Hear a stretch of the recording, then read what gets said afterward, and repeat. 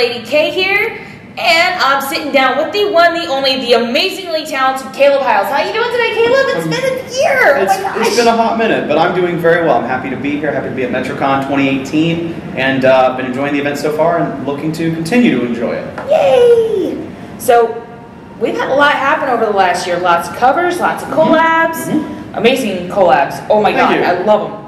What have been some of your favorite highlights over the last year? Because I sat down with both you and Jonathan last year. Normally, I usually was excited about collabs, but in this later in the year, I was like really pumped for doing some songs that were a little difficult and outside of my range personally. So I did a lot of anime covers that I would normally not have done because they weren't comfortable for me before. So I did a cover of Full Metal Alchemist's song again, and I really was happy with how that turned out. It's gorgeous. Thank you. I did King Dice from Cuphead, and that was really fun. Those ones in particular were a lot of fun. Fairy Tale Strike Back was a huge one for me. So I don't think I've listened to that one. It's a good. If you like punk rock or pop rock music, it's like right up the alley. No, I mean I love.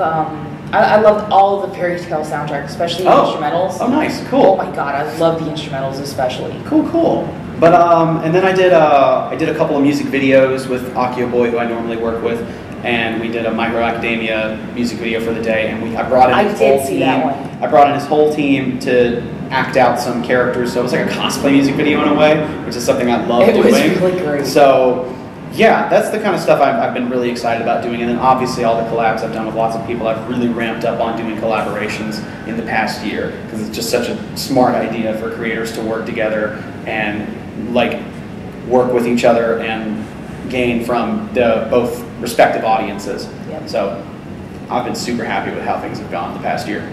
You know, speaking of King Dice, my kids love that song. It's a fun song. My son, it's so freaking cute. He's 5 years old. Because my husband and my kids sing along. I don't know all the lyrics yet, admittedly. I'm off in my own little world half the time.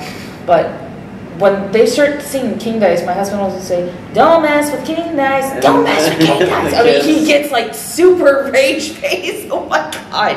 It's a character. King Dice is a fun character to sing. Songs, I said King Dice, but the song's totally called Die House. I always just called it King Dice because it's about King Dice. Yeah, so I don't know. So that's what I call it. We all love the Gospel of Dismay. Oh yeah, that's a fun one. That's a fun one for all of us. That's a fun one. It's a fun song. It's a fun video. I was very adamant on doing that cover the way it was done with the people I did it with. And Will, the creator of the song, was 100% behind it. And it took a little convincing for John, but he eventually hopped on board, and it turned out great. So I'm happy with it, and I'm glad everyone's enjoying it. Now, getting to the actual question, you have an astounding vocal range. Thank you. Seriously, it's amazing how you can hit those like pretty deep notes, and I've heard you hit like in the high tenors. I usually record my low stuff first or in the morning, because I tell people that I kind of mess around with my voices, and like you can't ask me to do any song I've ever done on the spot, because I might be able to do it and I might not be able to do it. Because to do the things that I do, I'm just aware of my limitations. I'm aware of my limitations, I'm aware of how far I can push things, and I work within those. Because when you're making a music video or you're recording a song, you have the freedom to edit and mess around with times. You don't have to record everything all at once. I try to for most songs, because I think there's an authenticity to seeing you singing it live on camera in front of the mic. You can't. That has been a tried and true method that people have done for decades, and live performance just can't be. There's no second to it. So. But on a lot of songs it is really difficult. So I record it early, or I sing low first and then I go high, because it allows me to, in a way, know my limitations, but also still do these really impressive songs. So thank you. Oh, you're welcome. How difficult is it to morph your singing voice to match the characters that you're portraying, actually? I tend to gravitate towards, I don't do a lot of songs that are sung by characters. The couple that I have done were ones that I could they fit within my range too, within my tones I can hit. So I don't have this incredible ability to pitch perfect match tones of certain characters or voices, but the ones I have done were ones I knew I could do. I mean, for instance, if you listen to your normal singing voice, I mean, you sound completely different in King Dice. Yeah, I tried to. That one was a very voice acted When song. John first played that song, I didn't realize that was you until I looked on his phone. I was like, oh my God. That's the point. The point is you're becoming that character, you're trying to portray it, and even whenever you're singing a cover song, you're still voice acting in a way. And even whenever even certain songs, like just regular songs that are anime covers, have a vibe to them that I try to match, because the vocalist sets the tone and the vibe for a song beyond the instrumentation. So I'll try to, sometimes, in most of the cases, I'll try to mimic that, so I can just do it in my own way, but mimic their vibe they're giving off, their tone, because it's what made the song as good as it is in the first place. Gotcha. Mm-hmm. Okay, speaking of collaborations, one of mine and my husband's favorites is The Plagues, that you did with Jonathan a while back. Yes, that's one of my favorites. Both of us are of the mind that's actually better than the theatrical version. If you have a preference for heavy metal or just rock music in general, then that can maybe edge out an orchestral composition, which is what it is.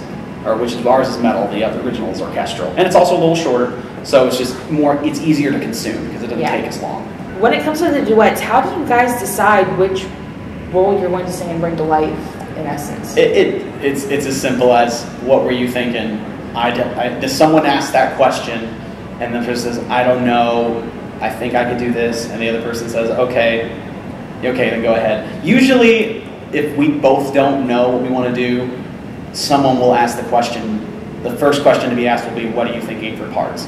If someone wants a part, they'll claim it. Gotcha. And we've yet to have a conflict on that. Like, I think we both know each other well enough to know we fit into certain roles, so we haven't had a part where we're like, we both raise our hand at the same time and say, I want to be Ramses, and then we have to stare at each other awkwardly and try to decide. Like, it was very evident, okay, look, I think I should be Moses and you should be Ramses. Or when any collab we've done, you'll take this part, you'll take this verse.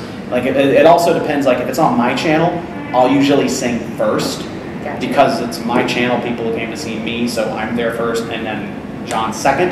If it's John's channel, John goes first, I go second. Gotcha. It's just understanding where the collab, if it's got based around characters and story, and what channel it's on. So that usually determines a lot of what we do. Would you have any words of wisdom for those seeking to get started in doing YouTube covers? Doing YouTube, things like the covers, or YouTube in general, or any sort of entertainment aspect. This is good life advice.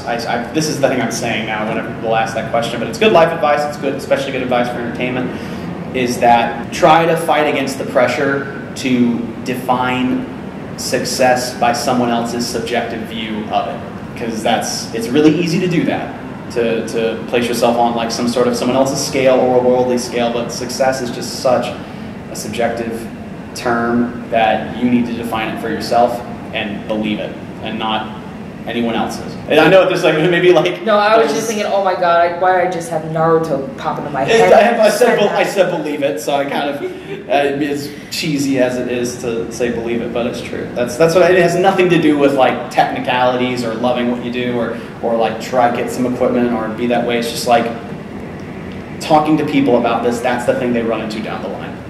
It's obvious you should love what you do, obvious you really should enjoy it. Down the line, whether it's working, quote unquote, or not, quote unquote, it all depends on your attitude and how you perceive being successful.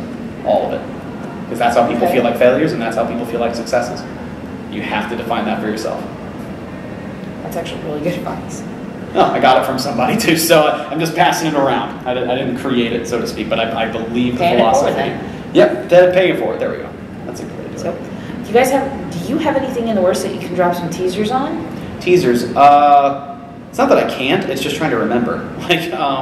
Normally, I have to contend with NDAs, especially if I'm talking with voice actors. Fair enough. Yeah, that's true. But for me, it's like I can talk about. I don't know if you want to surprise the audience or not, but we're working on a Road to El Dorado cover for Tough to Be a God. We are working on that. That's one that we've been asked. That's actually one of my favorite songs from that movie. We've been asked to do that, I think, like 1,000 times over, and we're finally getting around to doing it. And we recorded it. It sounds great. It's really funny and goofy. did some JoJo openings together. We did a lot of boy bands. So we did an NSYNC cover recently that's going to come out. We did "Livin' La Vida Loca." Oh my god! It's really stupid. Like I didn't even remember that song. We did another Skillet song, "Whispers in the Dark." Which I love that song. Oh yeah, that one's great. That was like if Monster did well, we were going to do another, and "Whispers in the Dark" was on that. Was like the next. That is like right at the top of my list for Skillet. Yeah, it's like my favorite song. It's like most Skillet fans like Monster, but like Skillet true fans are "Whispers in the Dark" is like the #1, and then Monster's kind of below on the list. But Monster was the commercial hit, so go for it. Actually, the first song that got me into them was "Not Gonna Die." Oh yeah, that's the harmony is what drew me in. Is that the Rise album? I think that was the Rise album. Yeah, so, yeah, that was like 2013. That was a good album. But yeah, those are just a handful that are coming out soon. Some others I just can't remember. But there are a lot. We're always working ahead. And when you're in the con mode, you're definitely focused about being here. Yeah, con brain sucks. I've been dealing with it all morning. It's all right. You'll make it. You'll get through it. I'm gonna try to. You'll be all right. That's going to do it for us today, folks. Caleb, actually, you and Jonathan are going to be doing your concert. Got a concert tomorrow. Saturday. Tomorrow at 6 in the ballrooms C and D, and I'm very excited for it. Special events. It's going to be really good.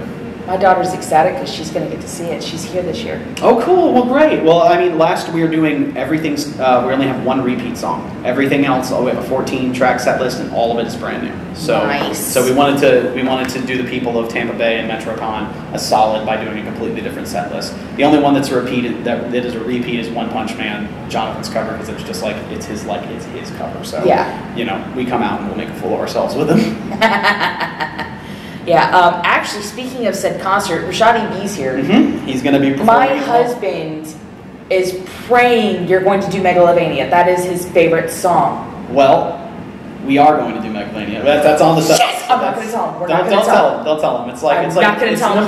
He's not getting this footage. It's number 5 in the set list. It's actually the song he comes out to. So, and we'll be really. Don't worry for him. Worry for me, because that one's right up there. That's the tippy top of my range, and I said yes without thinking about it. So we'll see how that goes. I understand completely, because I sing along with that song and I have trouble hitting some of those notes. Oh boy, I think I'll be alright. I can outlast you on that last note though. Probably. No, oh wow, I forgot that there's that really long last note. Oh god. I didn't think this through. Oh, it's such a hard song. But it's amazing though. I did not sing that song in one take. That was like a good 4 takes that we frankly Oh wow. So just to get it perfect, just to make it sound as good as it could, because it was a music video style, so I had the freedom to get it exactly perfect. Yeah. But we'll see how that goes. I need to practice. That's probably what I'm going to do after this. I'm going to go practice. Warm-ups. Oh my gosh. Anyways, I'll be all right. So, sorry, I did not mean No, I'm not panicking. So, I'm Lady K, it's Caleb Hyles, and we're going to catch y'all on the flip side. Rock on, everybody. Flip it. Reverse it.